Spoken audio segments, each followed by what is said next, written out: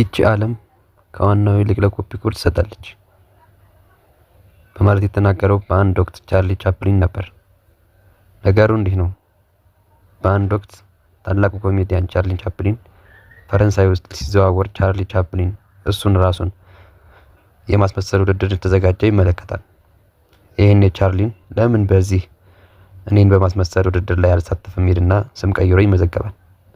በዚህም መሰረት ከ12 ተወዳዳሪዎች ጋር ተወዳደረ። ራሱን በማስመሰል ውድድር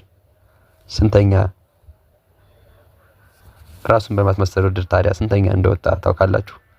በ6 አስመሳዮች ተበልጦ 7ኛ ደረጃን ይዞ አጠናቀቀ። በዚህም ጊዜ ነበር ታዲያ ቻርሊ ቻፕሊን አንድ ነገር የተገነዘበው። ቻፕሊንም ይህች ዓለም ከዋናዎቹ ይልቅ ለአስመሳዮቹ ክብርና ሽልማት እንደምታጎርፍ ተገነዘበ። እናንተስ በዚህ ሀሳብ ትስማማላችሁ? ሀሳባችሁን እስኪ ያጋሩ።